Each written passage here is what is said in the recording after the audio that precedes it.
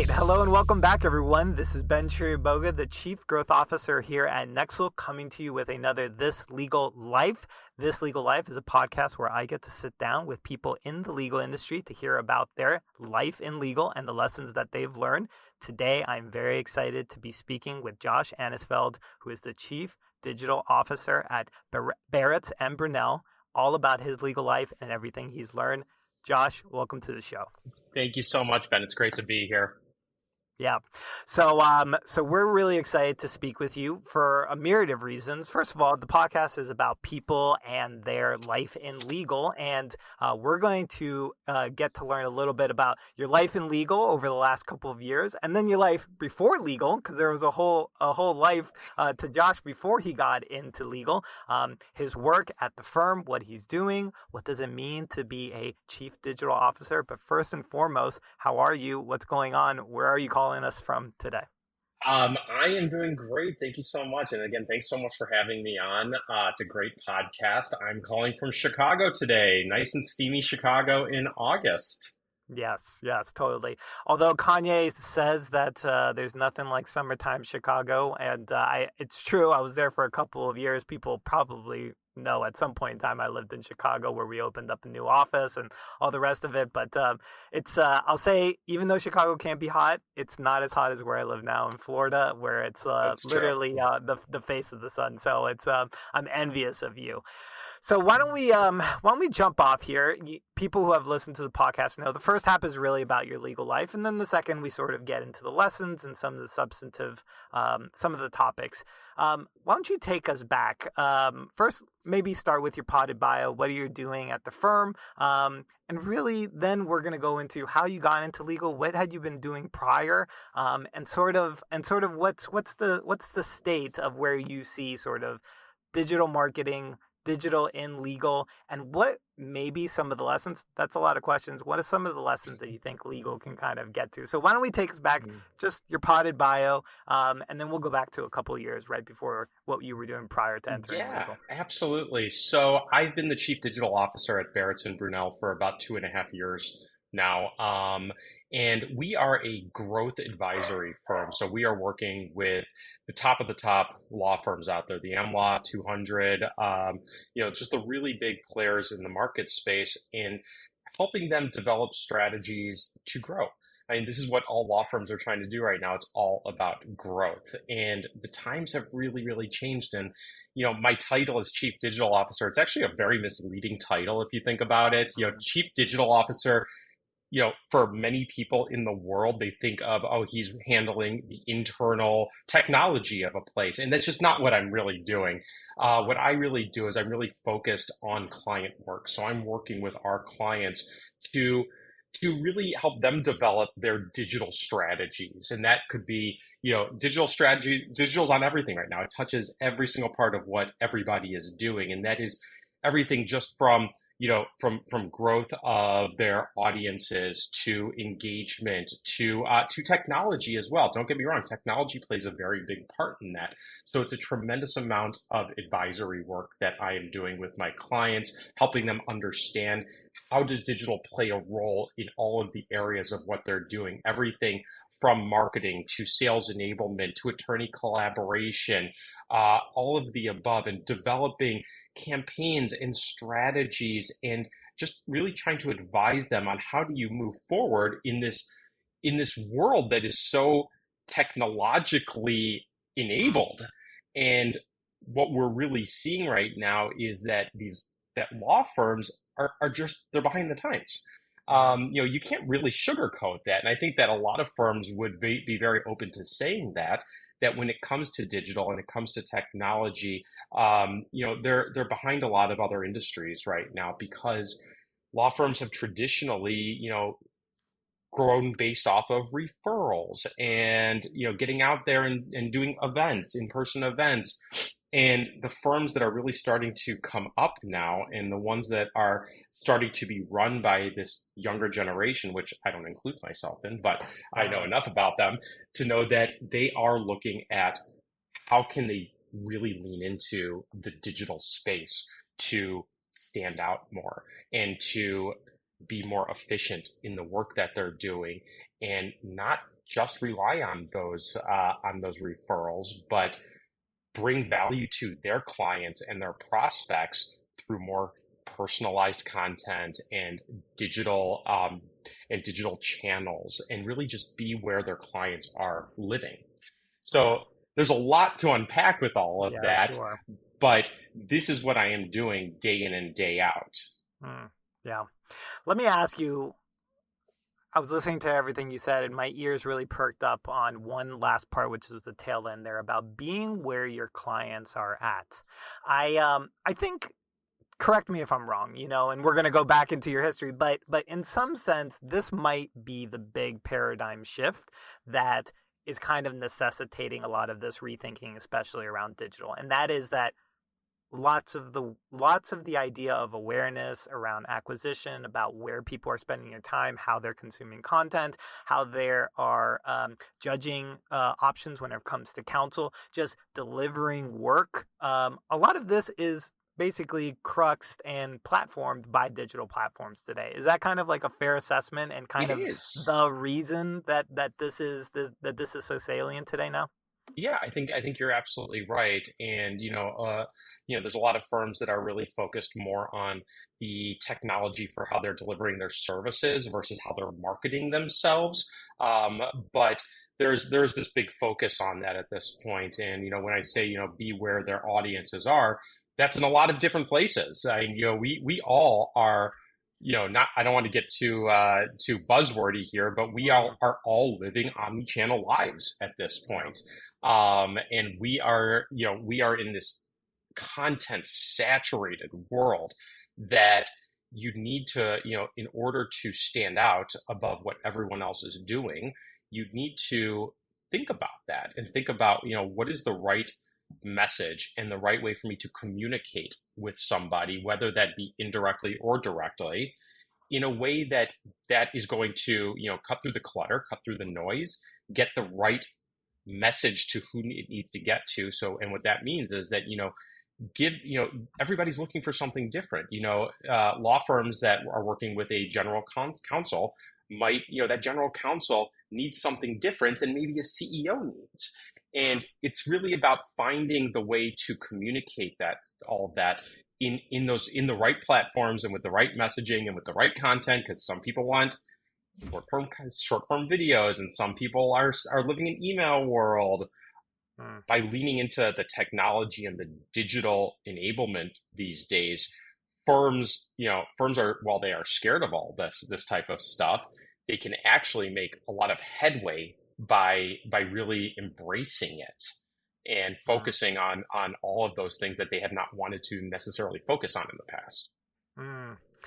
Let me before we get to what drew you into legal per se, maybe the opportunity, but you'll tell us. Let's talk a little bit about the other offerings in the firm, because if you go on the website, if you go on and if you see sort of the categories, it really crosses the entire gamut. Can you talk just a little bit about how digital plays with regards to, say, talent or the other dimensions of growth? Because it all sort of comes together as a bigger driver, right? It does. And there's actually a reason why at this point, if you go down to our website, you don't see digital as a service. You might down the line, but at this moment, it's not represented, because what we are is that we are a growth firm, and we're helping our clients grow in what is essentially 6 different areas right now. It's growing their reputation, growing their talent, growing their revenue, growing their leadership, growing their capital, and growing through innovation.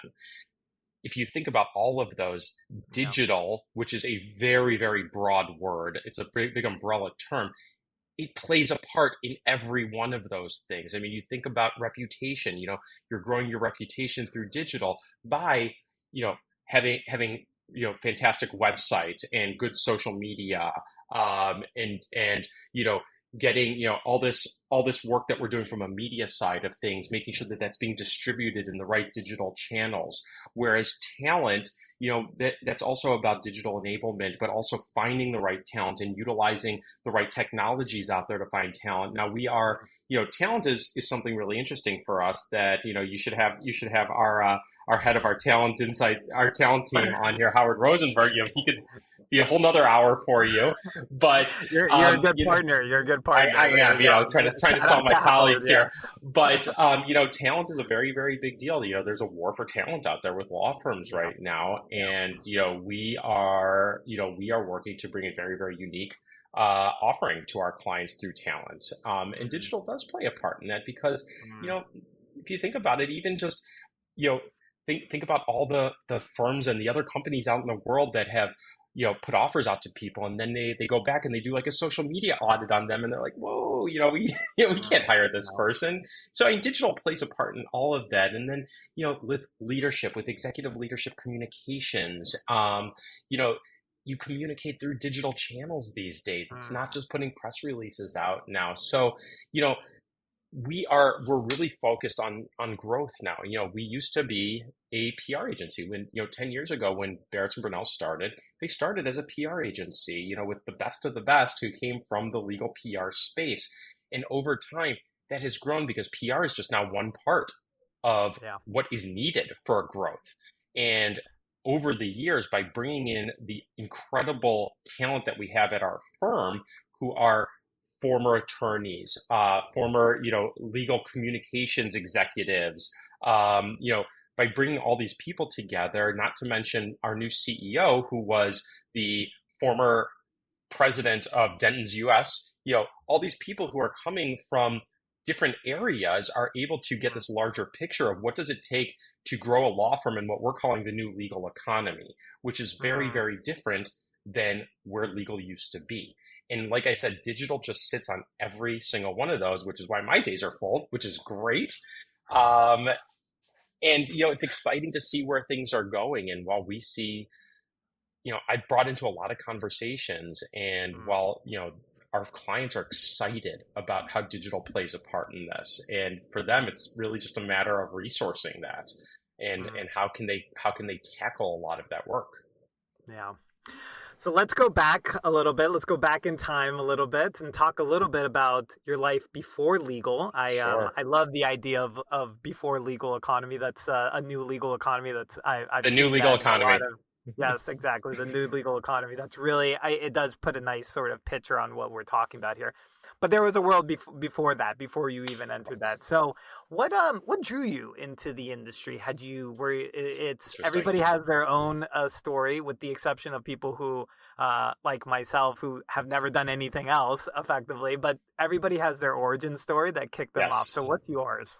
Oh my gosh. So I've gone through a number of industries and careers and lives in Mm, my numerous years. And it's funny, back in the day, my wife would always make fun of me for just like going from different place to different place. But I always said that it was always building on each other. And if you take a look, nice. you take a look back, I come from I came out of college with a marketing degree, Hmm. and I, immediately went into the media world. I was working at a big advertising agency, but I one day I went to lunch with my brother, who was a stock trader, and Mm, this was the late '90s.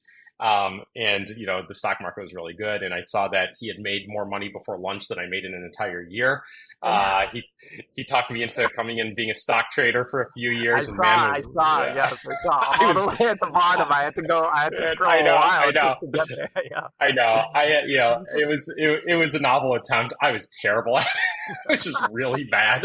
And it got to the point where it's like it was costing me money to go to work every day, and Yeah, right, what's the point in that? And I finally decided just to give it up, and I'm like, okay, what do I do now? And yeah. it was at sort of like one of those crossroads in life. It's like, what are you going to do Mm, at this point? And I'd always wanted to be in entertainment. I'd always loved television and film, and I said, okay, I'm going to make a go of this. I don't have a family right now, and I yeah. have no obligations. I started working as a offering free production assistant work on movies and TV shows that were here in Chicago.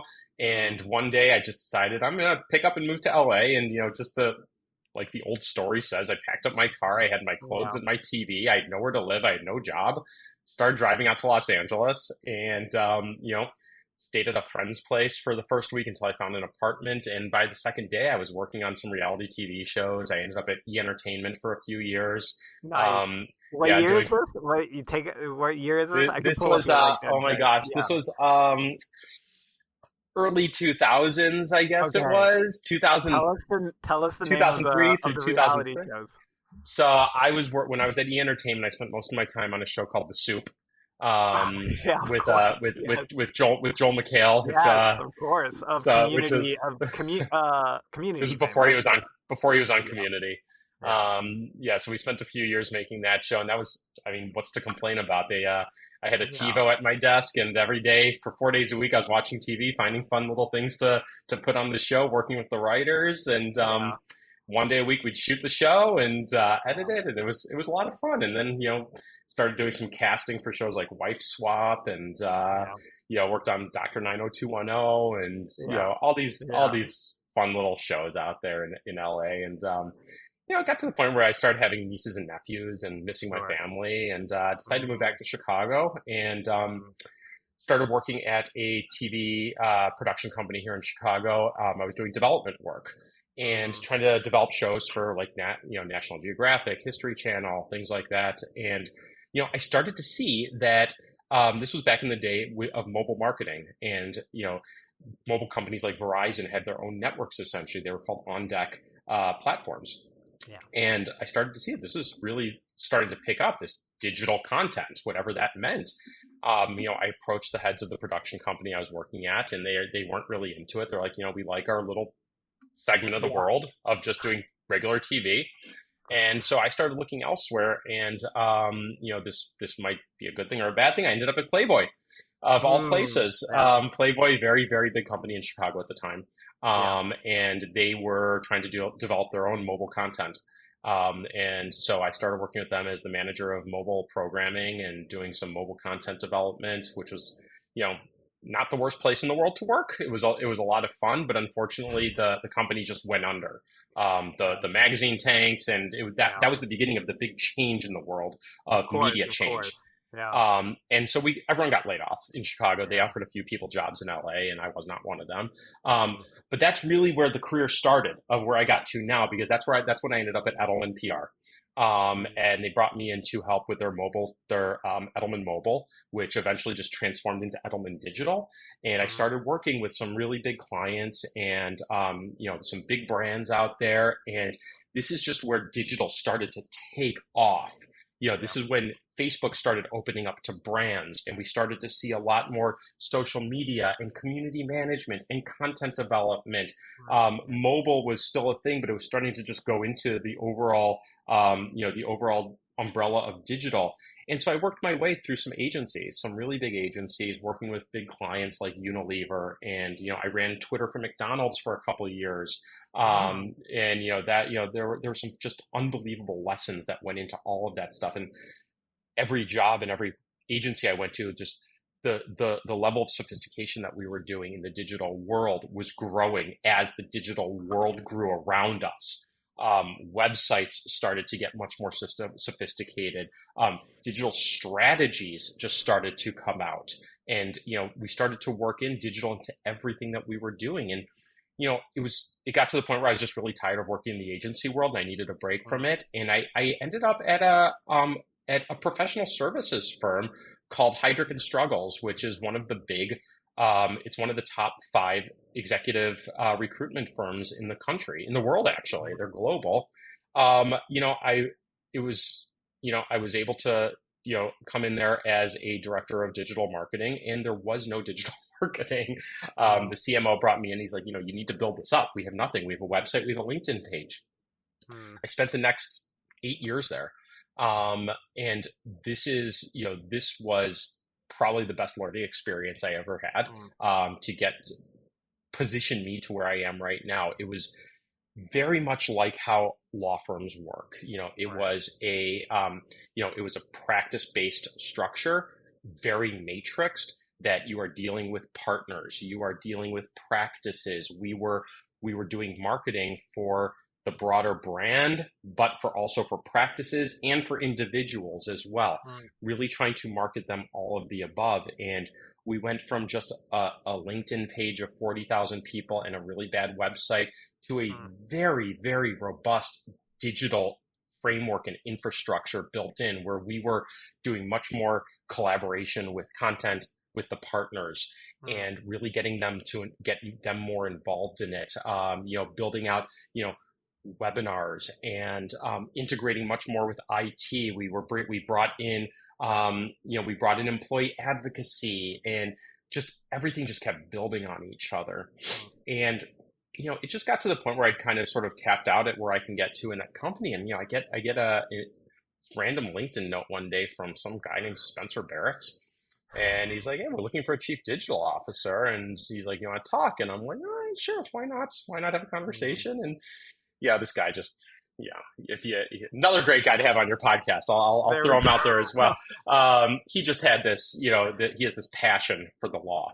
And he went to law school, and he had this passion. He got me so excited about this, and it was just it was really the idea that, again, law firms are very much behind the times with digital, and we have an opportunity to come and help them truly build up, kind of like what I did at Heidrick and Struggles, help our clients do that exact same thing. Start off with just the baseline foundational digital channels and build it up to where you're getting real value and growth out of digital.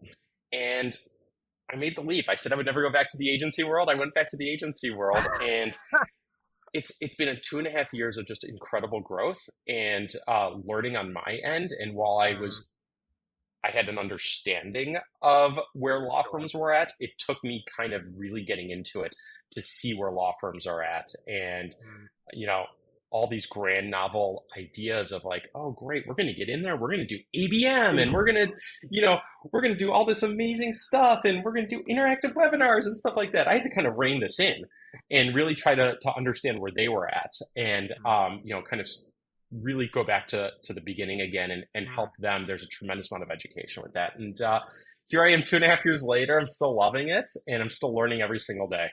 Yeah. Wow. That was a tour de force whenever it came to you running through that was incredible. That was incredible.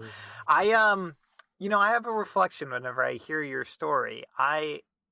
First, to your point, it does all stack on top of each other, but sort of what I've seen is, and sort of what I see as it relates to the work that you're now doing is, it's always, as platforms have continued to evolve, there's basically just been a branching out in terms of what's possible on sort of these platforms and building these things on top.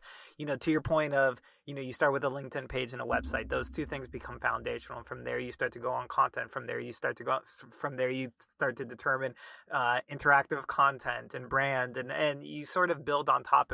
And in a sense, where we've gotten to is all of this now is kind of available for law firms for the first time ever. Now, the question for law firms, and before we sort of get into some of the substantive stuff that we want to talk about, we're going to talk about interactive content. We're going to talk a little bit about more targeted stuff. The question is always for law firms, I feel like, on this entire question, which is how are clients relating and sort of and coming together on these sorts of platforms? Because is it worth it from that perspective? If you're an old school lawyer or just a law firm, they might say at the end of the day, it's personal relationships, one-to-one handshakes. People can't see this, but you're nodding your head. And I always say it's that and everything else. It's not exclusion. So before we get into sort of, just make the case in terms of why this is what's possible. And now, most importantly, and hopefully I can just tie this point together, there's so much more connectivity than possible than ever before, allowing for people to really just get involved with you in many, many different ways outside of just the website, which in some sense is just the most static version of everything. Yeah. Do you get my point? It's just like, I get your point. More. Yes, right. So you want to talk a little bit about that? Yeah. Yeah. And listen, you are always, at this point at least, going to find the old school attorneys and managing partners and the heads of the firms that this is just not their bag. And they are the ones that say, I make plenty of money, with my client base and my referrals, and this is not going to do anything for me. And I don't agree with that it won't do anything for them, but it's also, that's great. You're doing well, but there's a contingency in these firms that do want to see growth. And you see this a lot with sort of the younger generation, sort of the new partners out there, and the associates that are coming up that are going to be partners. They are the digital natives, and they get that. Mm. And what I always say is, I agree with you completely. It's a yes and. Yes, of course, referrals are huge. And of course, the handshake business and going out to lunches and events and all that type of stuff, having drinks, whatever it is, incredibly important. I always equate it to this way, is that, you can't just always sit on the same people. If you want to grow, you need to get out there, because the competition is fierce out there. And, if you ever want to grow, you need to bring in new clients, and you can't just wait for them to come to you. And to me, the best way to do that is to provide value to people in the form of connectivity, authenticity, content, all of that type of stuff. And the fact that you have people who are spending majority of their days online in one form or another. They are on the internet looking at things. They are doing research. They are opening emails. Their eyeballs are just waiting to be captive to you.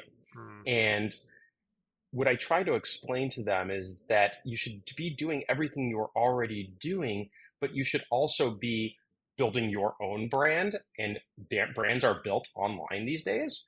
You need to spend time building your brand, because people are looking for you. Even referrals, they are going to look for you, and they're going to look you up, and they are going to use the internet to do that. They're going to look at your LinkedIn page. They want to see if you've been quoted in the media, all of these things, because they're going to also be looking at other attorneys as well who are doing all of those things. And if you are someone that has absolutely no footprint digitally versus another attorney who has a gigantic digital footprint, who do you feel like you're going to get to know a little bit better?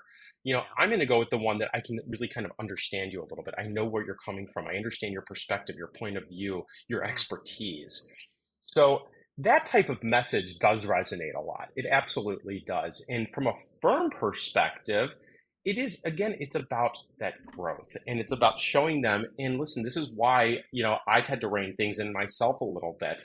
I can't just jump to ABM strategies, but we have to pilot certain things. And it's very, very, sometimes it's just very tactical stuff like, hey, you're putting content on LinkedIn. Why don't we try boosting it and show even just such little, for us marketers, that's like a nothing thing. And that's like, that's just, that's like, everybody has to play in paid these days, but like, just let me show you what we could do.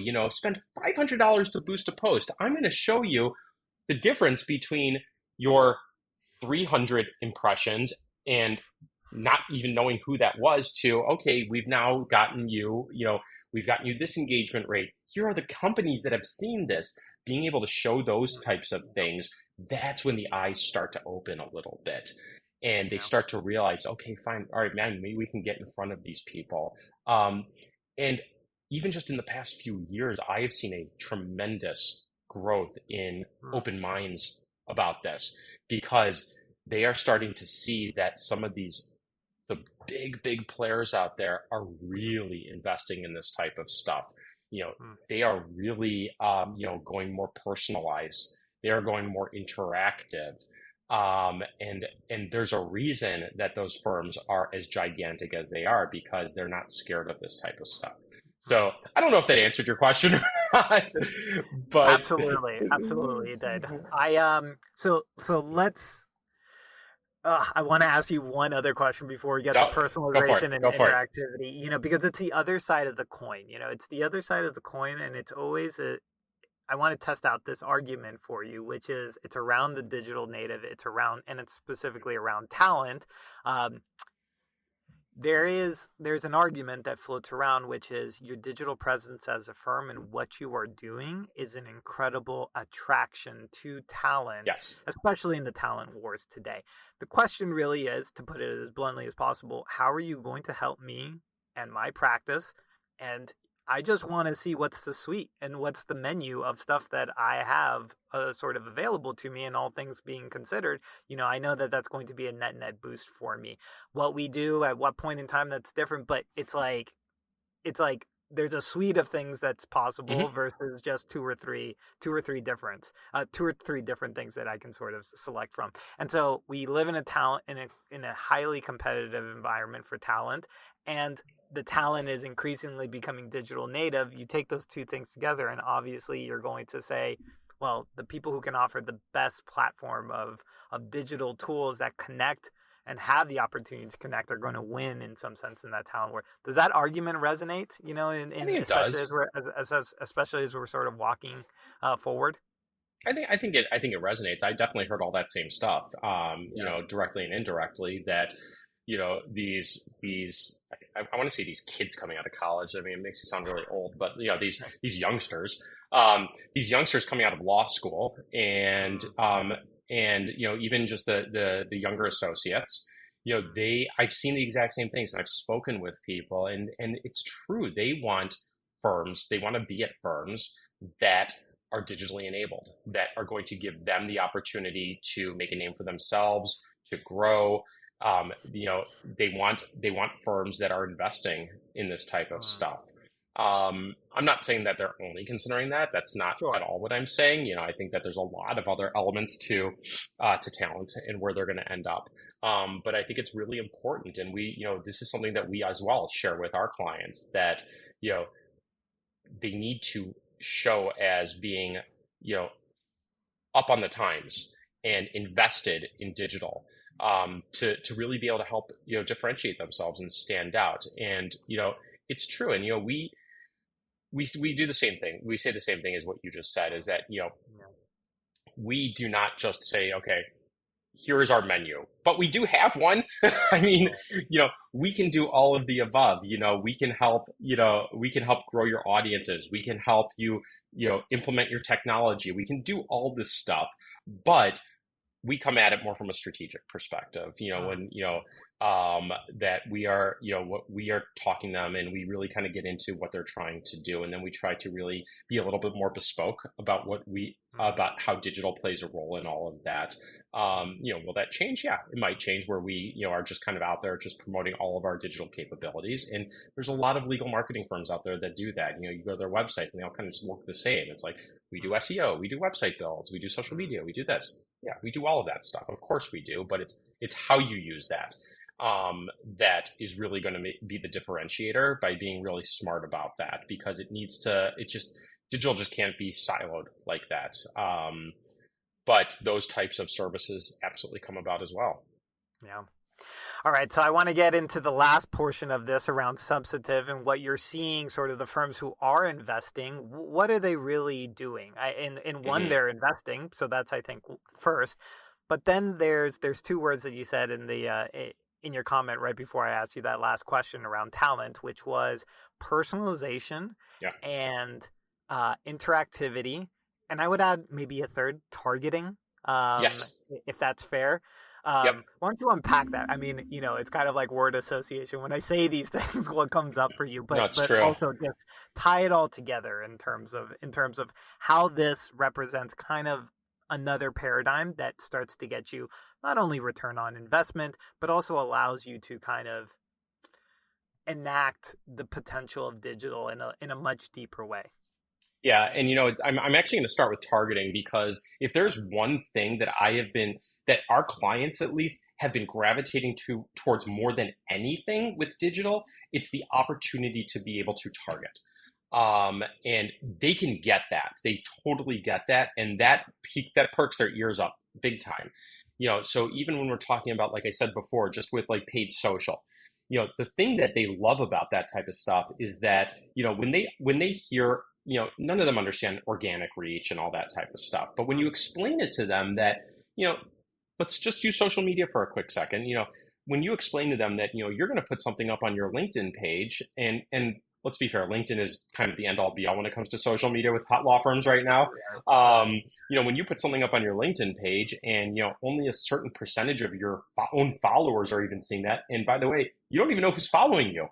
And then you say, well, what if we could take this piece of content and target the industry that you want, target the companies that you want to get in front of, take your client lists and target them directly. All of a sudden, like, oh, that sounds really smart. They can wrap their heads around that stuff. Absolutely. And that is where we are seeing a lot of growth from a mindset perspective, because that is really helping tell the story of the power of digital, where it is not a glorified billboard and you are not just casting a wide net like traditional marketing does, but to be able to be smarter about it. And if you are going to, and we all know law firms they hold those budgets so tightly that if if you are going to get them to give you money to do marketing, they want to know that that is being spent very smartly, in a smart way. And targeting is where they are really starting to see that stuff. And when you are able to start to, explain, build, architect campaigns for them that are really helping them get in front of the right audience. And, that could be existing clients, that could be a specific industry. And like I said, that could just be, for the more mature ones, helping provide a list of ideal target accounts that they want to reach out to. And we can say we can reach these people. Not only can we reach these people, but we can use that technology to then keep that conversation going without your attorneys having to lift up too many fingers and to take time out of their days to do it. This is where the technology plays in. This is where they start to find more interest. I think there is still a far way to go before we get to that type of, when you get into that, now we're starting to get into more personalization. When you start thinking through kind of like the targeted email nurturing and the drips and all that type of stuff, firms are not quite there yet. I think that that's kind of the next domino to fall, because they can get it, they understand it. And when you can start to get people who are willing to pilot something like that, you start to see more openness to it. And to me, the personalization is actually incredibly, incredibly important, because as I said earlier, when we were speaking, we are so saturated with content and messaging. I mean, I get 200 emails a day. Do you know what that takes to get me to pay attention to something? And my social feeds are just like out of control. And, everywhere I look, there's messaging coming to me. But if I were to get an email that said, I can't even think of a good example right now, but you get my point. Like if I'm getting an email that is hitting on something that I need to know about, and that is really speaking to a problem that I'm having right now, then I'm going to pay attention to that type of stuff. And you can do this at scale with the right strategies and the right technologies in place.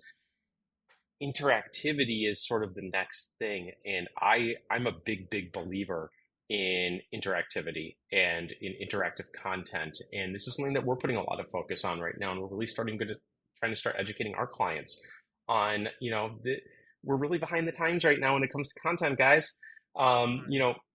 You're still just putting up PDF after PDF, and your client alerts, these long pages of text. Who's seeing that, by the way? What are people reading there, and what value is that bringing to you? You're just throwing that out there in the world. I'm a big, big believer in data, and I think to get data, you need to have the right framework in place. And for example, a firm is going to invest $50,000, $70,000 in a large research report that is going to be so rich with this amazing data, and you're just going to put it into a PDF and hope someone reads that. And if they do, what are they reading about? How do you know what if they're maybe everyone's gravitating towards one individual little point right there that you can go create more content around, but you're not going to know that because you're living in PDF world.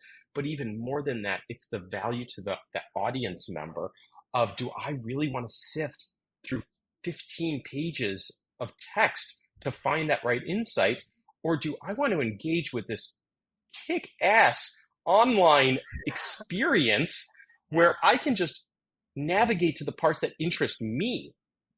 to me, that's showing value to the audience, and it's telling the audience that you are future and forward facing, and that you are developing things, and that if you are marketing this way, then imagine what are we're going to do from a services perspective. We're not just the old school firms anymore, but this is the kind of stuff that, like, one thread is pulling that sweater, and you've got to start somewhere. And what I'm seeing is that these firms, some of them are hearing it, some of them are not ready to hear it yet. You have certain CMOs out there that are all about this stuff, but they need to help build that business case internally as well to get the budget to do these types of things. So, I mean, to me, this is sort of the next wave of digital, is getting to the point where a lot of other industries and other companies are at right now. Even a lot of other professional services firms are doing this type of stuff now, and they are reaping the benefits with tying business development to all of this type of stuff. And that's what firms need right now. They need to grow. They want revenue. They want new clients. And I'm a firm believer that if you can build the right strategies from a digital perspective, then you can help them grow that way. There is so much in there, and there is. I don't have you. I don't have you for that much longer. Let me maybe a good wrap up question, because I want to talk about building business cases, helping CMOs. At the end of the day, client centricity has sort of been the bedrock of justifying almost anything from the perspective of law firms, their growth, their strategy, their talent, their hiring, their expansion, all of this. It still comes back to this focal point of client centricity. If you tie that to what we started with, if you remember that point about, well, this is where your clients are sort of at, and this is where they are increasingly spending their time, and validating decisions, understanding all the rest of it, maybe just bring that home in terms of what's the best arguments today in terms of, well, this is client centric because this is how clients consume, this is where they're at, this is where this comes. Does that resonate with firms today? And like, what's the most updated version of that? If you're the CMO and trying to pitch this, you're all in and you just want to get this into the partnership, into the management structure, and kind of move it forward. That's the question. That's a big question. And if you were to ask me what I've seen is that, firms are very client centric when it comes to their legal services. I don't think that client centricity around marketing has really gotten to that point yet. I think that if they were to put the effort around client-centric marketing as they do around client-centric legal services and providing the best legal representation and legal work to their clients, then it would be eye-opening to them. CMOs see this. They do. Majority of marketers really understand data. And I think data really helps build that case and show things, but I don't necessarily think that firms have really taken the time to talk to their clients and ask them, how do you consume content? How do you choose providers and people that you work with? And I think that would be very eye-opening for them to see when you start talking to people about that. But to me, the best way that CMOs can help sell this stuff is through pilot programs, just small little pilot programs that you can then show the data and show where did that take you to. Now, it's hard because we still live in this world where ROI is, you did this marketing, how much revenue did that bring in? And we all know from a marketing perspective that it's not a linear thing like that these days. And even to make that equation, you need to have the right tools in place. Like, you need that CRM in order to be able to tell that story. It's really hard to tell that story if you don't have that. And most firms don't have that in place. And if they do have that technology in place, like CRMs, I promise you they're not using it from that perspective. They're using their CRMs as glorified databases to send out their holiday cards. But that is where they need to get to, and it's a slow burn. It's a real slow burn, because you've got to sort of pick these programs one at a time. I have a client right now that we're helping tell this story through, you know, they wanted more, they wanted to increase their revenue and increase their inbound leads. And so we started working with them on a small pilot program using Google Ads of all things. And this has been going on for a year now. And the story they're telling is fantastic. Just by doing this type of digital advertising, we've helped them increase their inbound leads by 100% over when they weren't running these campaigns. It's stories like that. Other areas like, social media is kind of the low-hanging fruit with everybody. Everyone loves social media, and this is what they're investing in right now, and that's great. But, it really has just been a checking the box situation. You hear me say that a lot because it's the only way I can describe this, is that if you look at a lot of firms and what they're doing in social media, they really are just checking the box. They're just putting up a picture, they're linking out to somewhere else, and they don't even care that LinkedIn is making these major changes where they're minimizing their pictures into thumbnails. And they don't care. But hey, we have this great piece of news. Great, we put it on LinkedIn, we're done. We're starting to see more headway with that type of stuff, with creating more what we call in-platform engagement content. So more video content, more what we call flip books, where just documents essentially. When you upload a document, we call it a flip book. But this type of content that is keeping people more engaged is we're able to start to show a bit more of a story with this type of stuff. But that's even just the small things. So it's really about just continuing to educate, finding opportunities to create small pilot programs for them, and then helping them share the data. And that's a big one for us, is reporting. I'm very big on data and reporting and showing the outcome of things. And I don't like to just do things that we can't measure in some capacity. So, whether it be a lead gen campaign, we need to be able to show what that is. And even if it requires us going to, having to jump over the bridge of, okay, we executed this. Now we're going to go to the person who facilitates the leads and say how many of those were actually qualified leads, and telling that story that way, bridging the gap there. You need to help the CMOs tell that story. And the more you can help them tell that story, the more that the powers that be are going to be open to doing more things. Yeah. We're gonna wrap up. You've been so generous with your time, and there was just knowledge bombs all over the place. It was we have to have you back on for another anytime for sure. It was like a marketing buffet just to get into it, and just tying all. I have a lot to say. I know. Let's plug some stuff for us. What's coming up with the rest of the year, Q3, Q4, which should we be opening our eyes and ears toward coming for you personally, or the firm, or anything else? Let us know. Our firm, like I said, we have gone through a big shift in who we are, and it all started with us bringing on Mike McNamara as our new CEO. He's just been in this unbelievable breath of fresh air for us, helping us see more clearly where we need to go, and how we can stand out. And more than that, just how can we help our clients grow? Because that is what we've turned into. We're a growth firm now. And that's really what you have to be excited. Everyone has to be excited about that from B&B, is how we are going to be approaching growth. And we're approaching that in a lot of different ways. The way that we are out there trying to help our firms, this new proprietary way that we're helping firms grow with, bring in new talent and really recruit those laterals. It's a big change to what firms are used to. I think you're going to start to see us out there a lot more these days. We're hoping to have a presence at LMA this year, or next year, I should say.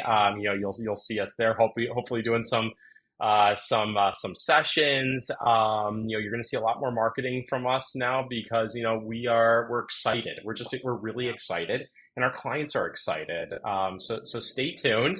And from a digital perspective, like I said, you'll hear a lot more about interactive content from me and our team in the near future. So there's just a lot to be excited about right now.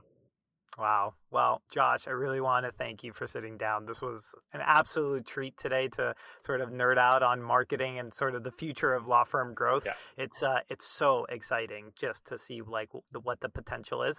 I have two things. So the first is make sure that you follow B&B on LinkedIn.